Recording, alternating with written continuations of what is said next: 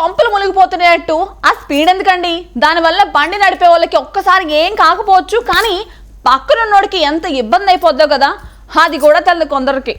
అందులోనూ మలుపులున్న చోట ఎంత జాగ్రత్తగా బండి నడిపించాలండి. ఇలాంటి వాళ్ళకి అసలు లైసెన్సులు ఎలా ఇచ్చేస్తారంటారు? ఏందమ్మా ఫుల్ ఫైరింగ్ లో ఉన్నావు? అది కాదబ్బాయి, ఆ వీడియో చూడు. స్కూటీ మీద వెళ్ళేటోళ్ళు చేసిన పని వల్ల అసలు ఎంత ప్రమాదం జరిగిందో. లక్కీగా ఎవరికి ఏం కాలేదు, కానీ ఒకవేళ ప్రాణాలు పోతే ఎవరిదంటో బాధ్యత?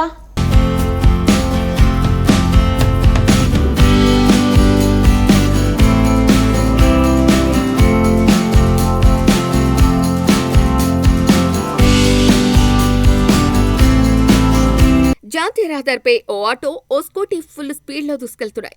అది చూడ్డానికి రోడ్లా లేదు, ఏదో రేసింగ్ ట్రాక్ లా అనిపిస్తోంది. ఇంతలో ఓ మలుపు వచ్చింది. మలుపు అంటే సాధారణంగా అందరూ స్పీడ్ తగ్గిస్తారు, కానీ ఇక్కడ మాత్రం స్కూటీ నడిపిస్తున్న వ్యక్తి ఇదే తన టైం అనుకుని ఆ మలుపు దగ్గరే ఆటోను స్కూటీతో క్రాస్ చేశాడు. అది కూడా సైడ్ ఇవ్వండి అన్నా అని కాదు, డైరెక్ట్ కట్ కొట్టి వెళ్ళిపోయాడు.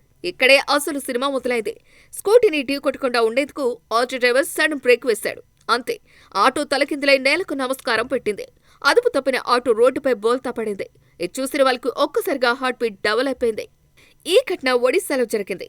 ఫిబ్రవరి 5న జాతీయ రహదారి 55పై ఆటో, స్కూటీ రెండు స్పీడ్గా వెళ్తున్న సమయంలో స్కూటీ డ్రైవర్ చేసిన ఆ ఓవర్టేక్ వల్ల ఈ ప్రమాదం జరిగింది. ఆటో మాత్రం బోల్తా పడింది.